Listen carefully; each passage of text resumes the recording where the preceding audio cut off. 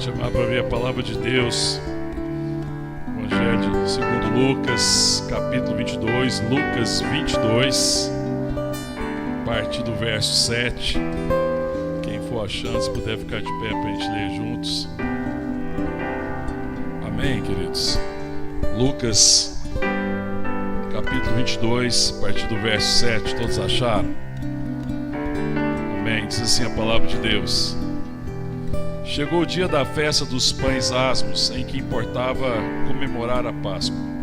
Jesus, pois, enviou Pedro e João, dizendo: Ide, preparar-nos a Páscoa para que a comamos.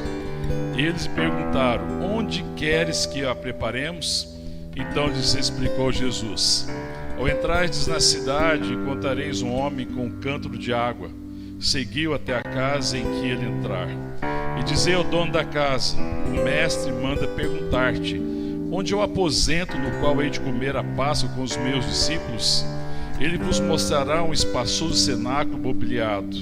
Ali fazei os preparativos. E indo, tudo encontraram como Jesus lhes dissera, e prepararam a Páscoa. Chegada a hora, pôs-se Jesus à mesa, e com ele os apóstolos.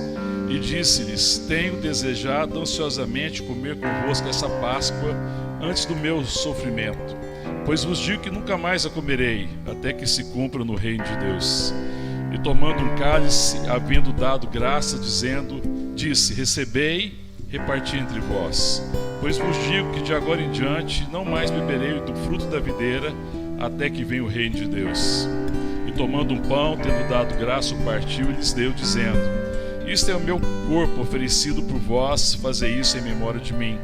Semelhantemente, depois de cear, tomou o cálice, dizendo: Este é o cálice da nova aliança no meu sangue, derramado em favor de vós. Amém? Vamos orar.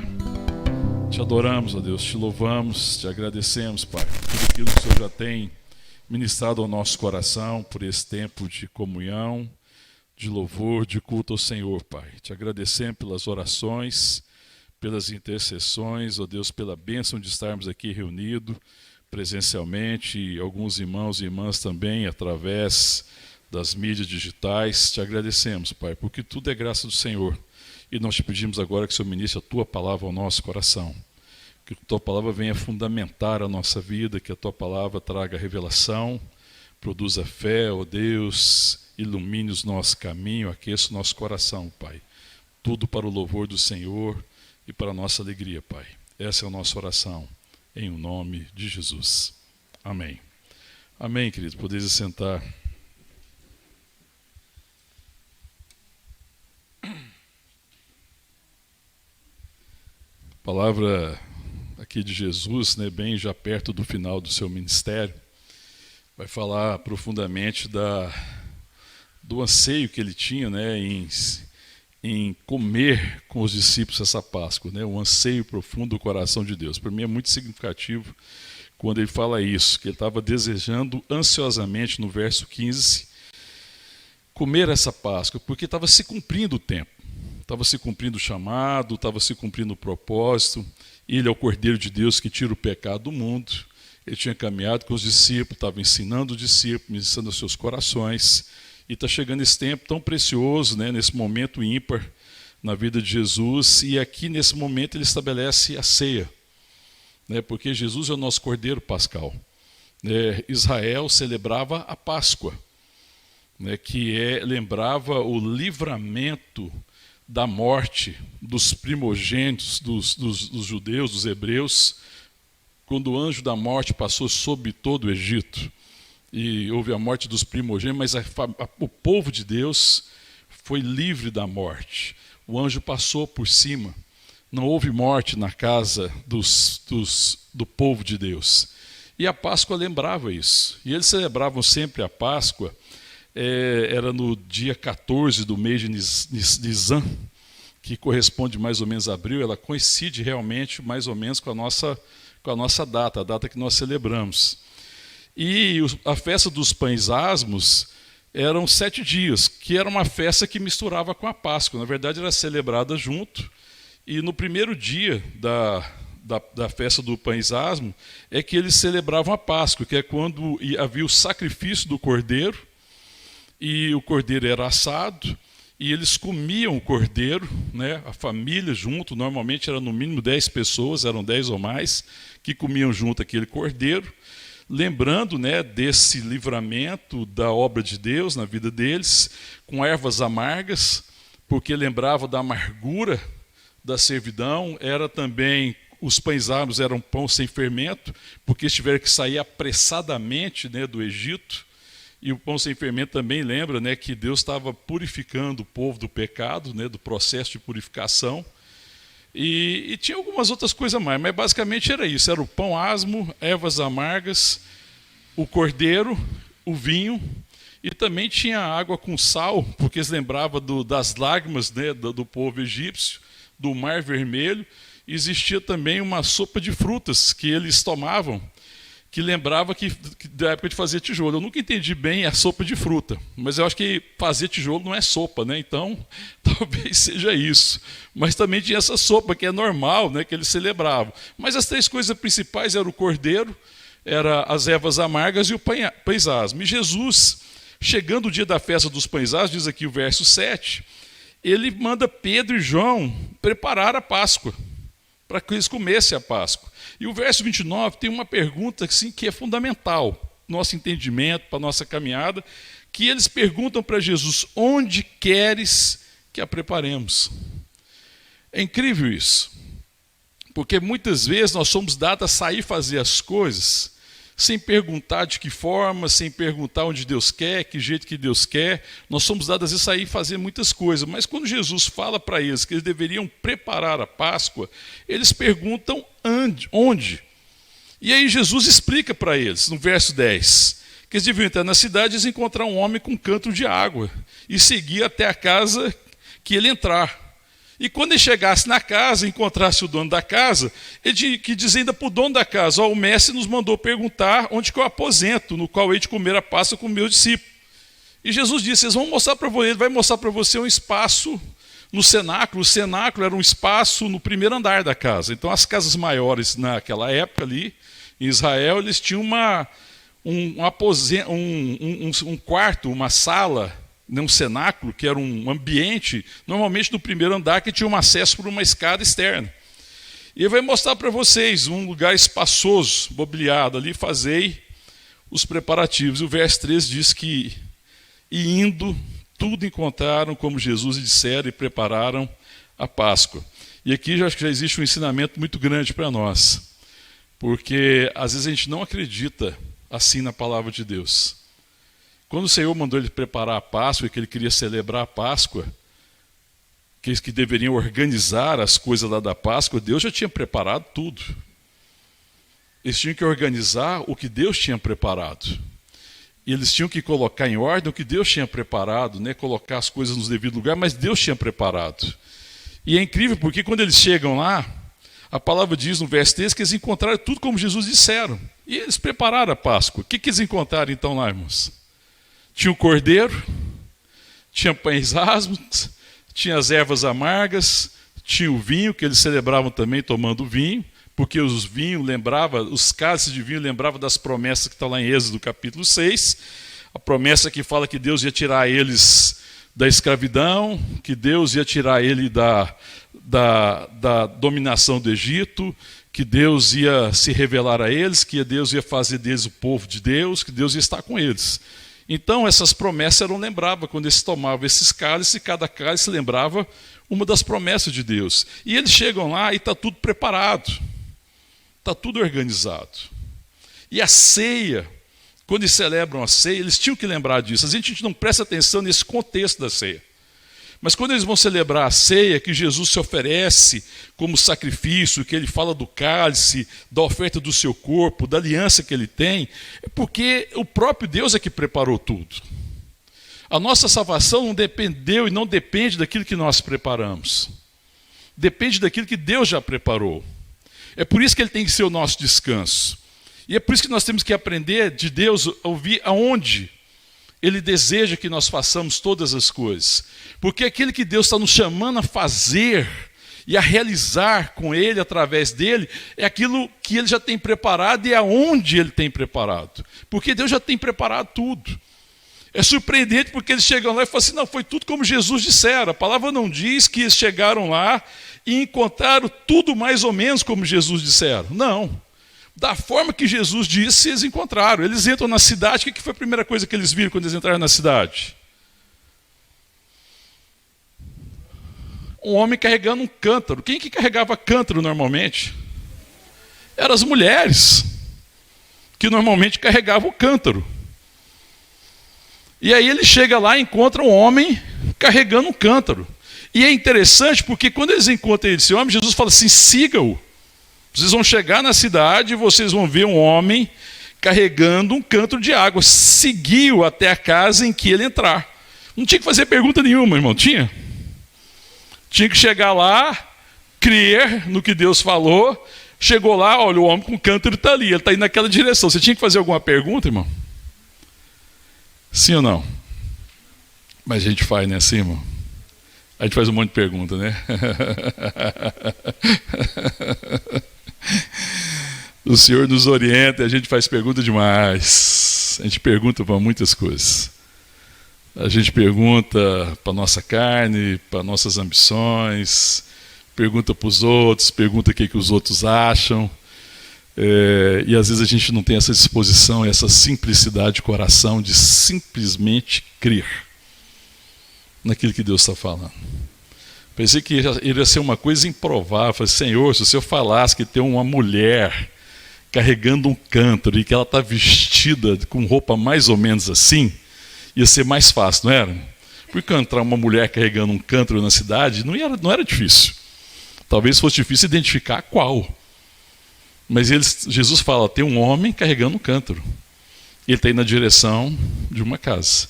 E vocês devem ir até essa casa. E a gente tem que aprender isso, amém, irmão? A crer naquilo que Deus está falando, naquilo que Ele está orientando. Porque eles seguiram ele até a casa, e quando chegar lá na casa, vocês falam com o dono da casa. O mestre manda perguntar-te onde é o aposento no qual hei de comer a Páscoa com os meus discípulos. Ele vai mostrar para vocês o espaço. Sabe, querido, eu fico pensando que Ele está nos ensinando aqui a fundamentar a nossa vida na palavra de Deus. Eles fundamentaram aquilo que eles foram fazer na palavra de Jesus, simplesmente na palavra que foi revelada a eles. Eles seguiram simplesmente a palavra de Deus e caminharam nisso. E eu fico pensando que às vezes nós temos uma grande dificuldade, porque às vezes a nossa prática não é fundamentada na palavra. E eu quero compartilhar hoje sobre a ceia, porque eu quero compartilhar o sentido da ceia. Porque às vezes a gente vê a ceia apenas como um ritual, como um rito, e não consegue compreender profundamente o sentido da ceia. Sabe, quando você lê a palavra de Deus em Atos 2, abre lá comigo, deixa marcado Lucas aí. Vamos lá rapidinho, Atos capítulo 2, está aí bem perto, à frente. No verso 42.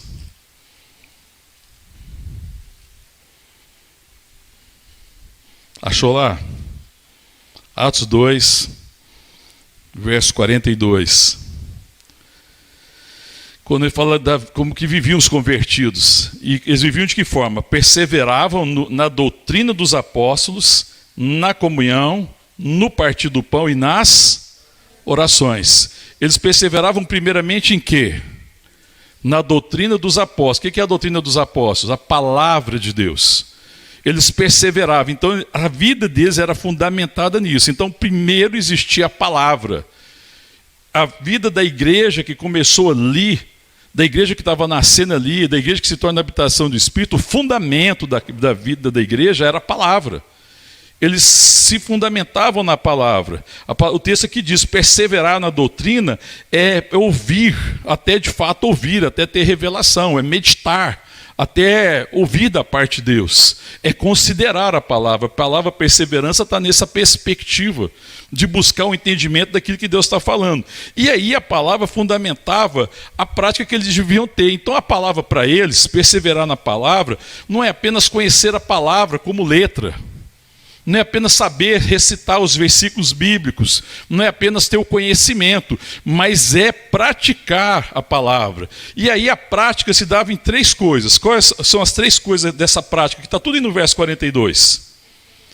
Comunhão, partir do pão e oração. eles perseveravam na palavra, a palavra era o fundamento, e aí, por causa da palavra, a palavra produziu 3 práticas na igreja: comunhão, partir do pão e as orações. Então, comunhão, partir do pão e as orações era o resultado da palavra. A comunhão era fundamental. Eles compreenderam a importância e tinham a revelação e a consciência da comunhão que eles tinham no Pai, e eles procuravam perseverar também nessa comunhão. Perseverar na palavra significa perseverar na comunhão, no partir do pão e nas orações, amém, irmão? Essa era a prática da igreja. Então você vê que a primeira coisa aqui é o quê, irmão? Depois da palavra? Comunhão. E a ceia fala de comunhão. A ceia fala da comunhão que nós temos com o sangue do Cordeiro. A ceia fala do Senhor Jesus, que veio e repartiu, porque Ele veio e estabelece uma nova aliança. Este é o meu sangue que é dado em favor de vós.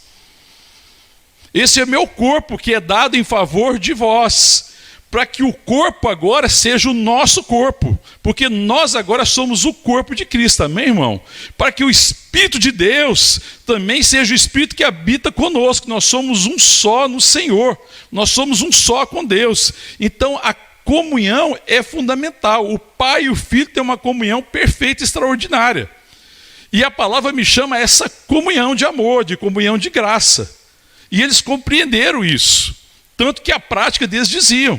E as pessoas percebiam, e a igreja era conhecida pelo quê? Pela sua comunhão, pela repartir do pão e pela oração. Uma igreja que tinha comunhão, uma igreja que repartia o pão e uma igreja que orava. Essa era a marca da igreja. Amém, irmão?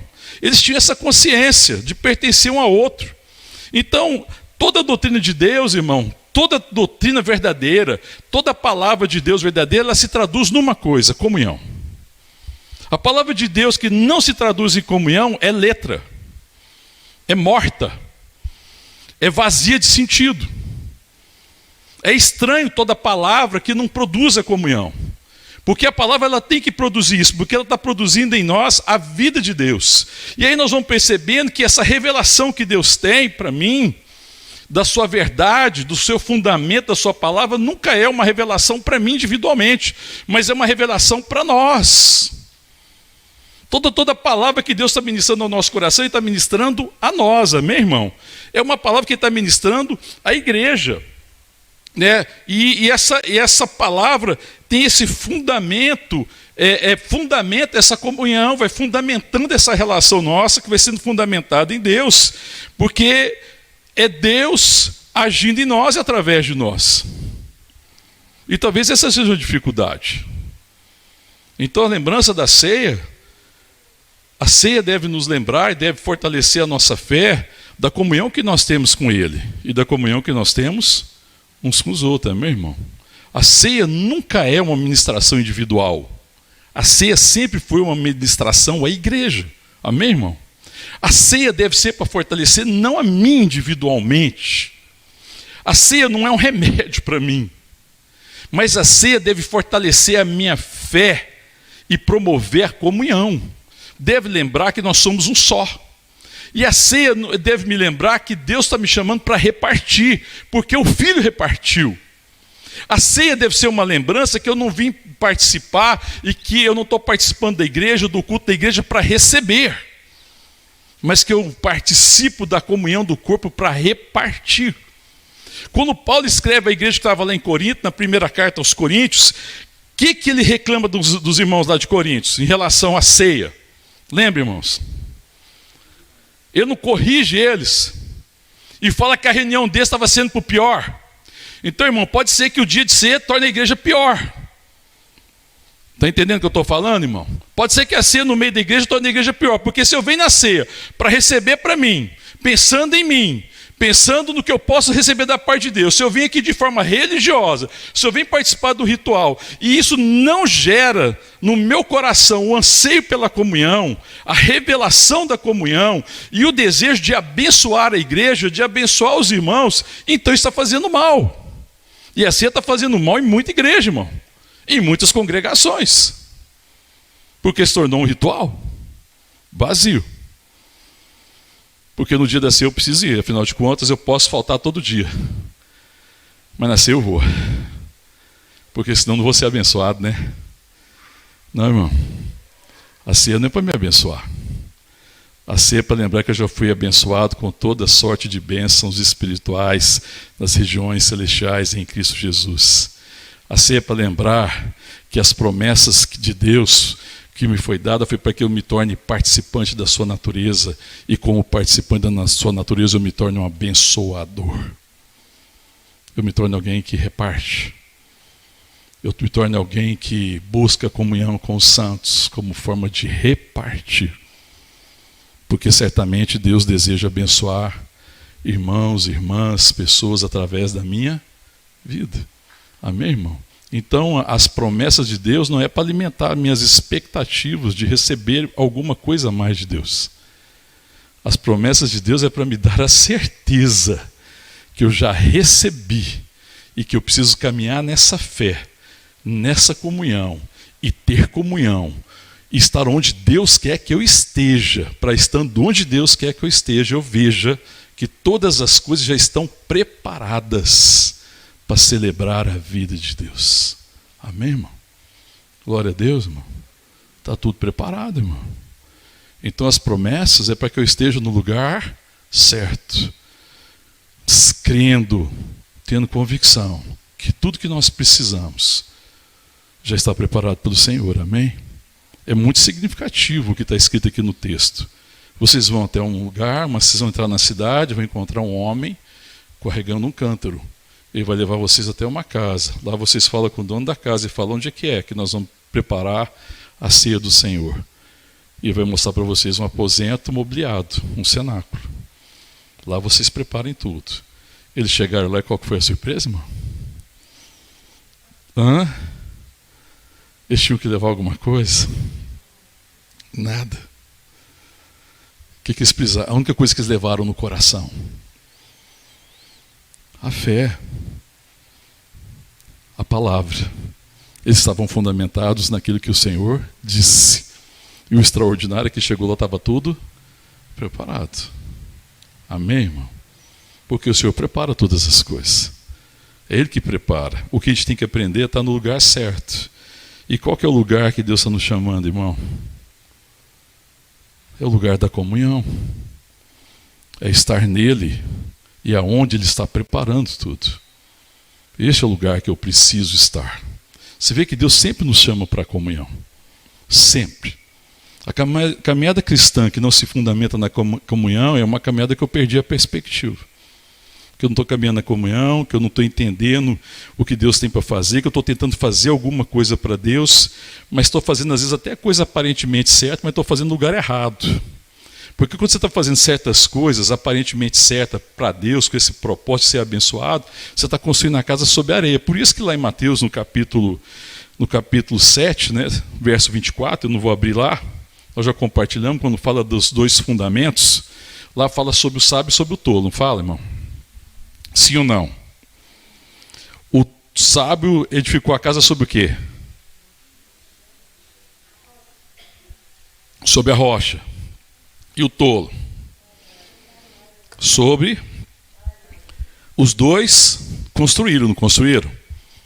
Então você não pode dizer que um deles não sabia construir. O tolo sabia construir, assim como o sábio sabia construir. Qual que foi a diferença? Onde?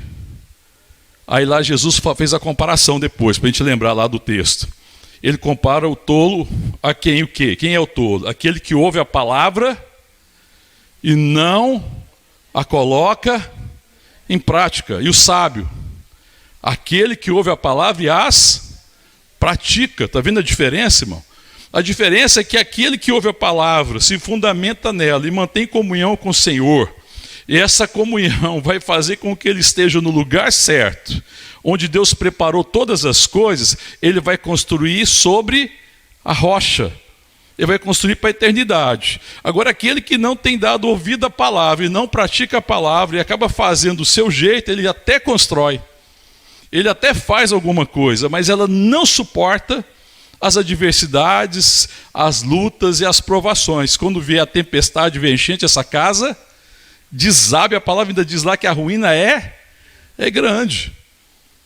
Então você vê que a palavra verdadeira de Deus vai me fundamentando e ela vai promovendo comunhão, irmão. E a palavra que promove a comunhão promove o repartir do pão. E a palavra que promove o repartir do pão promove as orações. E as orações aqui não é eu orando por mim, porque quando fala que eles perseveravam na oração, não era oração egoísta. Que tipo de oração que era, irmão? Era orando pelo outro. E orar pelo outro é orar por mim no seguinte sentido: é orar para que eu seja bênção na vida do outro. Amém, irmão? Então a oração não é essa oração egoísta que eu estou buscando as promessas, não. É essa oração de quem, conhecendo as promessas de Deus, sabendo que elas são preciosas, está lá em 1 de Pedro, sabendo que essas promessas são preciosas, e orando agora baseado nessas promessas, eu oro a Deus para que a minha vida seja bênção na vida do outro. Eu agora estou me importando com o outro. Eu estou disposto a repartir o que for necessário. Jesus repartiu a sua vida. Ele deu a sua vida. E está nos ensinando a repartir. Então essa comunhão, esse fundamento da verdade que promove a comunhão, promove igualmente o repartir do pão e as orações. Amém, irmão? Mas qual que é a igreja que está se pregando hoje? Qual que é a doutrina que se prega hoje da igreja, irmão? Nas igrejas, infelizmente, no geral. Você vai ao lugar que Deus quer que você vá, ou você vai ao lugar que você pensa que você vai ser abençoado? Não, vem aqui que você vai ser abençoado. Faz a campanha que você vai ser abençoado. Faz isso que você vai ser abençoado. Faz aquilo que você vai ser abençoado. Então, não está falando de onde, está falando de quê? Satanás é que propõe essas coisas. Você faz alguma coisa que, se você fizer as coisas certas, se você apertar os botãozinhos certos, Deus vai ficar te devendo e vai ter que te abençoar. Isso é uma palavra bem do inferno. Mas a palavra de Deus nos chama a quê, irmão? A estar no lugar certo, a estar nele, a estar fundamentado na palavra, porque crendo na palavra e me lembrando das suas promessas, eu seja a bênção para o outro. Eu seja o que reparte. Eu seja aquele que recebe o que Deus deu e fala, bom, recebi por graça. Porque quem que é agradecido, irmão? É quem fez alguma coisa com seu esforço ou quem recebeu graciosamente? Quando você faz alguma coisa com seu esforço e você tiver que dar para alguém, você faz dando que jeito? Colocando o outro em quê? Em dívida, com arrogância, com soberba. Exigindo, inclusive, que o outro reconheça. Exigindo que o outro depois te dê tapinha nas costas. Porque você quer o reconhecimento, afinal de contas, você fez no seu esforço. Não é algo que Deus tinha preparado. Foi algo que você preparou. E quando você reparte o que você preparou, a única coisa que isso vai produzir em você é arrogância, soberba, orgulho. Porque se você está repartindo o que você preparou, você se acha o dono da situação. E esse é um caminho de maldição, é um caminho de perdição. Mas o caminho da bênção é quando eu falo, tudo vem da mão de Deus. Foi o Senhor que preparou tudo. Foi Ele que tem dado graça. E Ele tem confiado coisas à minha mão. E agora quando eu reparto e dou antes o quê? Graças a Deus. Porque veio a minha mão. Porque agora não é meu, é nosso. Porque o pão é nosso. Porque o Pai é nosso. Ele não é o meu Pai simplesmente, é o nosso Pai. Amém, irmão? Porque nós é que somos o corpo de Cristo. E quando nós somos o corpo de Cristo, e eu tenho que lidar também com os problemas na igreja, eu agora também não aponto o dedo para o outro. Você já viu normalmente quem não caminha e fica de igreja em igreja, irmão? De denominação em denominação. Porque não tem jeito de ficar de igreja em igreja, porque tem só uma igreja verdadeira. Só existe uma igreja do nosso Senhor e Salvador Jesus Cristo. Uma só. Amém, irmão? Só tem uma, que se expressa em muitos lugares, tem várias denominações. Mas quem fica de denominação em denominação, igual o crente que fica ali parecendo macaco de galho em galho, normalmente ele pula para o próximo galho apontando para o outro, para o que estava antes, não foi? Acusando, que é o papel do diabo. Porque não tem revelação. Porque fala, eu não fui reconhecido. Eu não tive o que eu queria. Eu não encontrei o que eu precisava. Eu estou atrás de uma promessa, não encontrei naquela igreja, eu vou procurar naquela outra igreja, vou procurar naquela outra denominação. Ele não compreende quem é, ele não se fundamenta na palavra, não importa para ele a comunhão, ele não se importa em repartir o pão, não importa em orar pelos irmãos.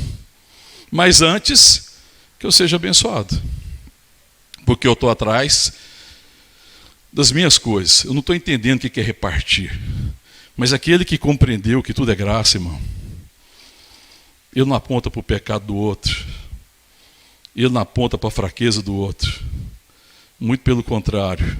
Quando eu compreendo a comunhão, e se eu ver alguma dificuldade na igreja, eu falo, por que eu dou... Não, eu não vou ficar nessa denominação não, porque tem uma dificuldade aqui, eu vou para aquela outra que parece que é melhor. Não, sabe por quê, irmão? Porque ele não pode dizer que os problemas e o pecado que tem na igreja é pecado do outro. Porque o pecado do irmão é o nosso pecado, amém, irmão? Você consegue compreender isso, irmão?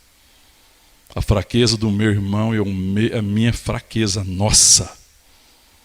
O pão é nosso, a bênção é nossa, a graça é nossa, a dificuldade também é nossa, o pecado é nosso.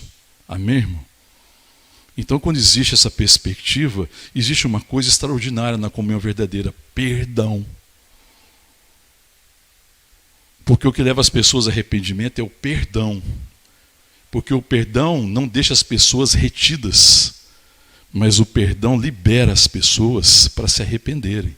Por isso que na comunhão dos santos, naqueles que são fundamentados na verdade, e que sabem que Deus já preparou tudo, e aí você vê a fraqueza do irmão, ou a nossa própria fraqueza, amém, irmão? Todo mundo tem suas lutas, dificuldades.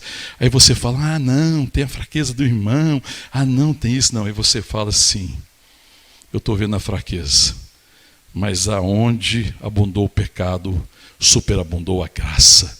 Deus já tem tudo preparado para restaurar esse irmão. Deus já tem tudo preparado para restaurar esse irmão. Ele está no lugar certo, porque ele está no lugar da comunhão, ele está no meio do povo de Deus, e aqui existe a abundância da graça. Amém, irmão? Aqui é lugar de cura. Quando a gente compreende a comunhão, a gente entende que a igreja é lugar de cura, irmão. Porque o Deus que cura está no nosso meio, amém, irmão? Existe provisão, está tudo preparado, irmão. Irmão, se eu estou no lugar que Deus mandou eu estar, Ele já preparou tudo. Eu é que não consigo compreender. Talvez eu não consiga discernir todas as coisas e perceber todas as coisas, mas essa tem que ser a clareza do meu coração. Ele já preparou tudo, Ele já nos colocou no lugar certo. E esse é o problema nosso. O problema nosso não é necessariamente o que nós estamos fazendo de errado, é estar no lugar errado. Quando Deus repreende Adão, por causa do erro dele, Ele perguntou a Adão, o que você fez de errado? Perguntou o que para Adão, irmão? Onde você está? Adão deveria estar onde, irmão? No Pai, no Filho e no Espírito Santo. E quando ele saiu do lugar que ele deveria estar, que era a comunhão com o Pai, com o Filho e com o Espírito Santo, ele errou. Então a gente erra quando ele sai do lugar que ele deveria estar. Então você vê que foi deixar a comunhão com Deus que fez Adão pecar. Por isso que Deus não pergunta para Adão, o que você fez? Porque não é o que eu faço. É porque eu deixei de estar onde eu deveria estar. É que eu deveria estar em comunhão com o Pai, e ser guiado pelo Pai, ser guiado pelo Espírito, eu estou onde eu quero. E estando onde eu quero, eu vou caminhar em erro. Eu vou construir sobre a areia. Mas quando eu estou no lugar certo, guiado pelo Pai, fundamentado pela palavra, eu estou construindo sobre a rocha. E Deus faz uma obra eterna. Então você vai descobrindo que no final das contas tudo foi preparado por Ele. Que Ele preparou todas as coisas. O ministério que Deus tem para cumprir através da igreja vida, irmão, já está preparado. Você crê isso, irmão? Tudo já está preparado. Amém, irmão? A nossa dificuldade é pensar, não tem. Aí você olha assim, fala assim, eu olho aqui para o lado, pastor, é muito fácil, nós estamos debaixo de uma tenda, parece que não tem nada preparado, está faltando tudo. Falta uma sala melhor, falta uma cozinha maior, falta ter vários banheiros, falta ter um lugar para guardar instrumento, falta ter uma sala para o pastor Kennedy, falta ter uma sala para um estúdio, falta isso, parece que falta tudo, né, irmão? O que falta para a gente é fé. O que falta para nós é vermos. O que falta para nós é permanecermos no lugar que a gente deve estar, para que a gente contemple tudo que Deus tem preparado, amém, irmão? Porque a gente não vê, não é com estes olhos. Nós devemos ver com os olhos do coração. E Deus já tem preparado, amém, irmão? Deus não enfiou a gente numa roubada. A gente pensa que Deus enfia a gente numa roubada. A gente entra numa roubada o dia que você sai do lugar que você tem que estar. Aí você entra numa roubada. Aí depois você quer que Deus te livre da roubada. Mas Deus não te livra muitas vezes, sabe por quê? Porque o que Deus quer fazer é te tirar do lugar errado para te trazer para o lugar certo. Amém, irmão? E a gente quer que Deus só livre a gente da roubada. E a gente pensa que o trabalho de Deus é livrar a gente da roubada, porque nós entramos num lugar errado e agora Deus tem que livrar. Não, primeiro Ele vai te trazer para o lugar certo. Amém, irmão? Vai para o lugar que tem preparado. A palavra aqui, quando fala que aquele homem que levando um cântaro, aquilo fala da obra do Espírito Santo, irmão, conduzindo os irmãos. A palavra de Deus diz que nós somos lavados pela palavra. O Espírito vai produzindo isso. E esse lavar da palavra vai tirando todo engano. O lavar da palavra é tirar toda conversa falsa, para que eu ouça o Espírito, para que eu entenda a verdade, para que eu me fundamente na verdade. E assim eu cumpro o meu ministério e o meu chamado. Quando você vê lá em Salmos capítulo 1, lá fala que do homem bem sucedido, não fala? Sim ou não? Qual que é a diferença? Ele está no lugar certo ou não? Ele está plantado junto a ribeiros de águas. Ele estava no lugar certo. E aí, no devido tempo, ele produz o fruto. E quem faz ele produzir o fruto? Era o que ele realizava? Lá não fala que é o que ele realiza, mas é porque ele está no lugar da comunhão. Ele está no lugar que Deus plantou ele. E aí, em comunhão com a palavra e com a verdade, ele vai acabar construindo a coisa certa e vai ser bem sucedido. Você vê que o lugar é mais importante. Quando você lembra lá do filho pródigo, Lucas capítulo 15, um pouco atrás, do filho que deixou todas as coisas, pediu herança e foi embora. Qual que foi a dificuldade do filho? O que ele deixou, irmão? Ele deixou o lugar certo. Ele deixou a comunhão com o pai. A bênção era o pai. Era estando em comunhão com o pai que ele ia conhecer a verdade e ia edificar uma vida verdadeira. Ele deixou o lugar certo e ele foi para o mundo. E lá no fundo ele dissipou todas as coisas, acabou tudo a herança que ele achou que resolvia a vida dele. E quando ele caiu em si, ele voltou para onde? E ele queria ser filho, bastava para ele ser um servo, porque ele falou assim: agora eu vou ter que fazer tudo de novo para merecer ser filho. Por que ele volta? Eu acho que ele volta com esperança de ser filho. Mas ele não volta com certeza que ele podia ser, que ele falou assim: eu vou ter que merecer. Então, para mim, quando ele volta, fala assim: pai, pequei contra os céus, pequei contra o Senhor, já não sou digno de ser chamado teu filho, me trata como um dos teus empregados. Ele falou assim: eu vou ter que trabalhar para o meu pai, mostrar para ele que eu arrependi, eu vou ter que fazer alguma coisa, e quem sabe lá na frente ele me trata como filho. Qual que foi a surpresa? Que quando ele chegou, o pai recebeu ele como um filho, e abraçou como um pai abraça um filho, porque o pai não chamou ele para fazer nada, mas o pai chamou ele para a comunhão, estendeu a destra da comunhão, recebeu ele no seu coração de volta, porque era o lugar que ele deveria estar, não deveria ter saído. Esse foi o nosso problema. Nós deixamos a casa do pai, nós nos perdemos porque nós saímos do lugar que a gente deveria estar, e a gente achou que dava conta da vida e se perdeu.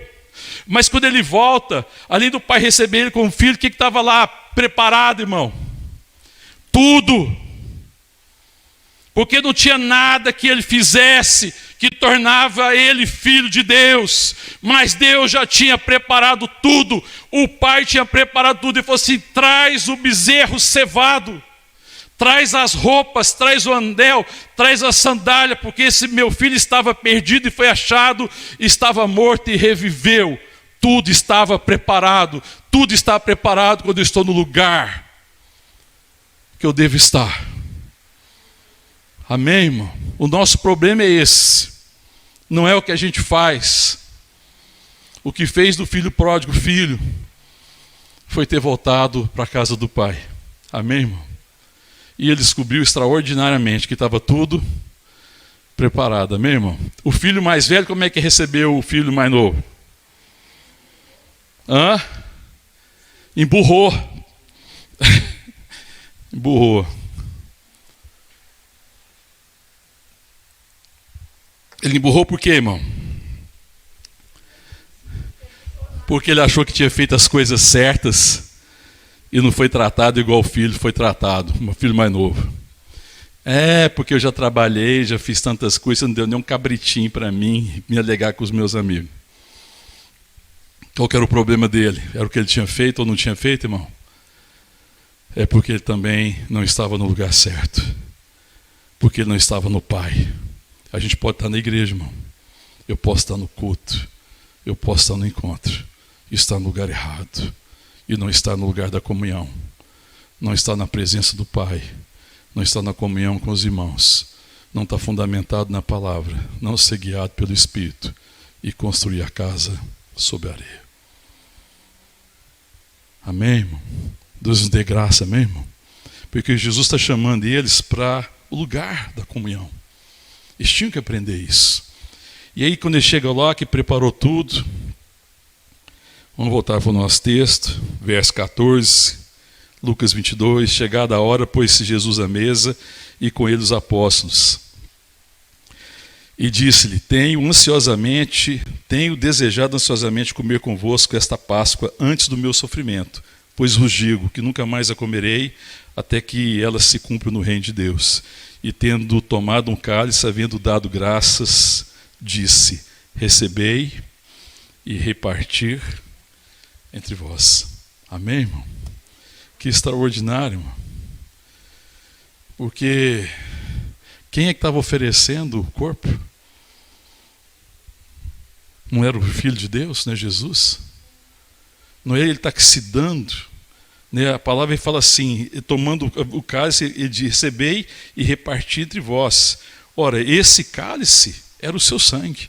A gente vai ler um pouco mais na frente, no verso 20, semelhantemente, depois de Senhor tomou o cálice, dizendo, este cálice é o cálice da nova aliança no meu sangue, derramado em favor de vós. Mas quando ele fala para eles que ele dá graças, é porque ele sabe que ele estava ali preparado por quem, irmão? Pelo Pai.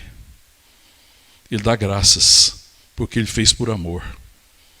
Ele dá graças porque foi provisão do próprio Pai. Ele entendeu que ele era a provisão do Pai. E ele fala para fazer o quê? Depois aí, recebei, verso 17, segunda parte, recebei e repartir entre vós. E esse é o princípio, irmão. Tudo aquilo que eu recebi de Deus, quando eu compreendo que é graça de Deus, eu dou graças por ter recebido. E qual que é o próximo passo? Eu reparto com os irmãos, porque nós temos comunhão. E a gente celebra juntos. Amém, irmão? É por isso que é muito estranho a igreja, a falta de comunhão, a falta de interesse na comunhão. É falta de compreensão, é falta de compreender onde nós estamos. Sabe, querido? Então eu devo receber e dar graças porque eu não merecia. E eu recebi a abundância da parte de Deus, a vida de Deus, a graça de Deus. E eu devo fazer agora, assim que eu receber aquilo. Eu recebi suficientemente para todos, está tudo preparado, irmão. Não precisa ser miserável, não precisa ser mesquinho. Você é uma pessoa mesquinha ou você é uma pessoa generosa? Porque Deus é generoso, irmão. Porque Ele sabe que o Filho de Deus, que sabe onde está e que sabe o que o Pai está fazendo, Ele sabe que tudo que Deus dá é suficiente para todos. Aonde eu estou é suficiente, amém, irmão? Pode repartir, irmão. Às vezes você pode olhar e pensar assim, puxa, eu não estou enxergando com os meus olhos físicos essa abundância. Se você repartir, você vai ver. Porque é preciso caminhar por fé, amém, irmão? É preciso caminhar por fé e ter certeza que Ele já preparou tudo. E que não é aparentemente preparou tudo, não é preparou algumas coisas, Ele preparou tudo. E se Deus me colocou na comunhão do corpo, em algum lugar, no ministério, na família, no casamento, onde quer que eu esteja, irmão, Ele me colocou ali para que eu seja aquele que reparte, que dá graças entende que chegou até mim foi favor de Deus, que eu não era merecedor, mas recebi da graça de Deus, recebi da sua abundância, para que aonde eu estiver, ali haja abundância. Amém, irmão? Será que nós somos abundantes assim, irmão? Será que a igreja do Senhor Jesus nessa terra é essa igreja abundante? Que é abundante, que é generosa, que está no lugar de comunhão, que está na relação correta com Deus, e por estar nessa relação, ela sabe o que tem que fazer, aonde tem que fazer, e faz como Deus faz. Sabe que não tem temor, né, das situações, mas que caminha nessa comunhão, porque a comunhão de Deus, com Deus, com o Pai, com o Filho, com o Espírito Santo, me faz semelhante a Ele. E se Ele é generoso em dar e abençoar, então eu tenho que receber todas as coisas assim. Amém, irmão? Com o coração agradecido. Porque aquele que não é agradecido é quem reparte do que é seu. Quem reparte do que é seu não reparte com gratidão. Eu nunca vi ninguém repartir do que é seu com gratidão. Porque reparte com orgulho. E está construindo sobre a areia da recompensa. Recompensa, irmão, é uma areia. Não construa nada sobre expectativa de recompensa, viu? Deixa eu falar logo para você. Todos os seus sonhos, todas as suas expectativas de recompensa dos homens é areia. E se você construir sobre a expectativa dos homens te recompensarem por aquilo que você dá, você está construindo a sua casa sobre areia, vai desabar. Porque você está reconstruindo sobre as suas possibilidades. Você está construindo sobre aquilo que é seu. Agora, quando eu construo sobre aquilo que eu recebi e que é a favor de Deus, então eu dou graças e reparto. E faço isso com gratidão. Por que dá graça? Porque dá graça é falar: Deus, eu te agradeço. Eu recebo com gratidão, porque eu não merecia, veio da parte do Senhor. Amém, irmão? Então eu te pergunto, o ministério, quando Deus dá dom, Ele dá dom para quem? Ele dá para uma pessoa. Mas o propósito é seu? O dom é para você, irmão? Ele dá para pessoas, Ele capacita a gente com dom específico. Amém, irmão? Sim ou não? Sim. Mas é para você o dom? É para quem? É para o corpo, é para a igreja, para as pessoas que precisam. Então, quando eu sirvo através dos meus dons, eu devo ficar arrogante, orgulhoso, porque eu estou fazendo e estou abençoando, irmão. Pessoas, se Deus me der o dom da palavra e eu ficasse arrogante por achar, não, eu estou ministrando a palavra e as pessoas isso e aquilo, eles deveriam ser muito gratos porque eu estou fazendo isso. Então, aí eu estava dizendo que eu estou dando para as pessoas aquilo que é meu, da minha capacidade, da minha possibilidade. Mas quando eu dou graças pela palavra, irmão, eu estou repartindo daquilo que eu recebi de Deus. E ainda que Ele tenha me dado o dom é nosso. Então, graças eu dou a Deus e reparta a palavra. Amém, irmão? Aleluia, irmão. E fala assim: repartir entre vós. Vamos repartir a verdade. Porque essa verdade é da parte de Deus. Não é da minha parte. Eu sou apenas o meio. Eu não sou o fim dos dons. O fim dos dons é a glória de Deus. É para que Ele seja conhecido. Amém, irmão? Glória a Deus. E aí a gente caminha nesse propósito. Sabe por quê, irmão? Que quando a gente dá graciosamente e a gente agradece o que recebeu e reparte, a gente se torna semelhante ao quem, irmão? Quem tem prazer em abençoar, quem tem prazer em dar? Deus. Um filho de Deus combina com o filho de Deus avareza, irmão. Combina com o filho de Deus mesquinhez. Combina com o Filho de Deus falta de misericórdia, falta de compaixão. Combina com o Filho de Deus arrogância, orgulho. Combina, irmão? Não, não combina. É por isso que nós somos muito mais conhecidos pela relação que nós temos do que pelo aquilo que nós fazemos. A palavra de Deus, lá em João 13, fala: amai uns aos outros, e nisso o mundo conhecerá que vocês são os meus discípulos. Nós vamos ser conhecidos pelo quê? Pela relação. Que relação de amor, de gratidão, de compartilhar, de oração, de comunhão. Amém, irmão? Não necessariamente pelo que faz, porque eu posso fazer com um motivo completamente errado. Mas se eu fizer em amor, aí é diferente. Aí é repartir. E repartir é algo que vem da parte de Deus. Amém, irmão? Então, o que é difícil para a igreja não é ter problema. Porque todos nós temos dificuldade, temos lutas, temos problemas. Qual que é a grande vergonha da igreja, irmão? Qual que seria a coisa mais vergonhosa para uma igreja? Não ter um ministério de música bom? não ter um bom templo, não ter um bom prédio, não ter um excelente pregador, não ter um excelente sonoplasta? O que seria a coisa mais vergonhosa? Se você chegar numa casa de gente simples, vou dar um exemplo para você para te ajudar. Quem é aqui que teve já na roça, vai na roça, conhece gente da roça ou gente do interior? Muitos conhecem, né? Quando você chega numa casa simples do interior, por mais simples que ela seja, o que é a primeira coisa que eles querem fazer para você?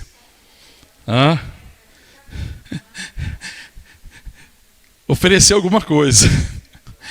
Um cafezinho, um queijo, né? Se for um goiano gosta de queijo, um mineiro, um queijo, um biscoitinho, né, irmão? Um pãozinho de queijo, um docinho, alguma coisa que tem lá, eles vão pegar daquilo que eles têm, que eles acham de melhor, e vão repartir com você.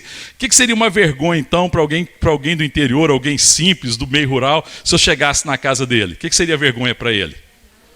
Não ter nada para oferecer. Não é, irmão? Então, para eles não importa a simplicidade. Então você chega num lugar, às vezes você pode chegar num lugar que é super chique, e o pessoal não te oferece grandes coisas. Às vezes você chega num lugar dos mais simples, mais humilde, e uma xícara de café é aquilo que é melhor que eles podem oferecer, o que eles têm. Porque a vergonha é não ter nada para oferecer. Agora, irmão, não é uma vergonha se no meio de nós, igreja, povo de Deus, as pessoas chegarem e nós não temos nada para oferecer, irmão? Não tiver nada para repartir, recebei e repartir. Vergonha, irmão, não é não ter certas estruturas. Vergonha é se nós não conseguimos repartir o amor. Porque o Senhor se deu em amor e falou assim: recebei e reparti entre vós. É uma vergonha, irmão, é se a gente não conseguir repartir a nossa vida, a comunhão, o amor, a graça. Amém, irmão? Então a igreja precisa ser um lugar em que as pessoas são abençoadas nessa perspectiva, porque elas vieram para um lugar em que Deus já preparou tudo. Amém, irmão? Então tenho que repartir. Amém, querido? Você acha que Deus traria alguém para a comunhão dos santos se já não tivesse preparado tudo, irmão? Por que a gente às vezes despede as pessoas vazias? Porque a gente acha que não está preparado e não compreende o que Deus está fazendo, que Deus já preparou tudo. Nós não temos essa consciência dessa comunhão com o Pai, com o Filho, com o Espírito Santo, que já prepara todas as coisas. Não temos essa consciência que quando nós estamos no lugar certo, em comunhão com Ele, todas as coisas já estão preparadas. Então, se Deus trouxer pessoas com necessidade, irmão, para o nosso meio, é porque Ele já preparou tudo. Amém, irmão? Aquilo que precisa, não a necessidade às vezes aparente, mas aquilo que é a necessidade real já está preparado. Depois você tem que aprender a repartir. Ser uma igreja que reparte, ser um povo que reparte. Ser um povo que tem comunhão com Deus, um povo que dá valor à comunhão, que tem consciência dessa comunhão com o Pai e que entende que o lugar certo que nós devemos estar é esse lugar da comunhão com o Pai, com o Filho, com o Espírito Santo, ou seja, a comunhão uns com os outros. Porque não é possível ter comunhão com o Pai e não ter comunhão com os outros. Tanto que lá na carta de João, João fala assim, se você diz que ama a Deus que não vê, e fala que ama o seu irmão que você diz que ama a Deus que não vê, e não ama o seu irmão que você vê, você é mentiroso, e o amor de Deus não está em você. Sabe por quê, irmão? Como é que eu posso dizer que eu amo a Deus e não amo meu irmão? Porque meu irmão está em comunhão com Deus. Está vendo a falta de consciência da comunhão? Como é que eu posso amar a Deus e não amar o seu corpo? Como é que eu posso amar o Filho, a cabeça da igreja, e não amar o corpo, que é a igreja? É por isso que ele fala, se você fala que ama a Deus, mas não ama o seu irmão que vê, como é que eu posso acreditar que você ama a Deus que não vê? Se aquilo que é visível, é tangível, você não faz, como é que eu posso acreditar que você ama a Deus? Mas se você ama a Deus, se você está no lugar certo, você está no lugar da comunhão, você está na comunhão com o Pai, com o Filho, com o Espírito Santo, então tem comunhão com o corpo. Então você vai ser, sabe o que, no meio do corpo de Deus, irmão? Bênção. Então a ceia é para reforçar o meu chamado e o seu chamado de repartir. A ceia não é para a gente chegar aqui para comer. A ceia é para nós lembrarmos que a coisa mais importante é a comunhão. E que onde existe comunhão, existe pão repartido. Onde existe comunhão, existe oração, existe intercessão. E onde existe intercessão, palavra, comunhão, pão repartido, aí existe a vida de Deus. E nós somos conhecidos como seu filho. Porque se Deus é abundante, irmão, como é que nós vamos ser conhecidos como filho de Deus se não há abundância no nosso meio? Porque senão Deus seria mentiroso. Mas Deus é verdadeiro, amém, irmão? Glória a Deus. Então a ceia é um chamado à comunhão. Quando Jesus disse aqui, voltando aqui no texto, ele diz isso, né? Verso 17, eu tomando um cálice, havendo dado graça, disse, recebei e reparti entre vós, pois vos digo que de agora em diante não mais beberei do fruto da videira até que venha o reino de Deus. E tomando o pão, também tendo dado graças, o partiu e lhes deu, dizendo, isso é meu corpo oferecido por vós, fazei isso em memória de mim. Semelhantemente, depois de cear, tomou o cálice, dizendo, este é o cálice da nova aliança no meu sangue, derramado em favor de vós. Recebam e repartam. Amém, irmãos? Recebam e repartam. Então a ceia não é o lugar de comer. A ceia é o lugar de repartir. Repartir o que, irmão? A vida de Deus. Aquilo que eu tenho recebido graciosamente. Comunhão é repartir a vida de Deus. Amém? Então onde eu estou, que Deus me colocou, verdadeiramente ali é o lugar onde existe provisão. E a provisão do Senhor se manifesta em ser bênção, em ser abençoador, em repartir. Amém? A ceia tem que fortalecer a nossa fé, a nossa caminhada. Ela não gera fé, mas ela fortalece, porque ela me lembra que eu estou aqui para repartir. Me lembra que eu já recebi. Me lembra da preciosidade da comunhão. Me lembra da preciosidade de caminharmos juntos e que eu devo preservar essa união, essa unidade do Espírito no vínculo da paz. Amém? Vamos ficar de pé, vamos orar.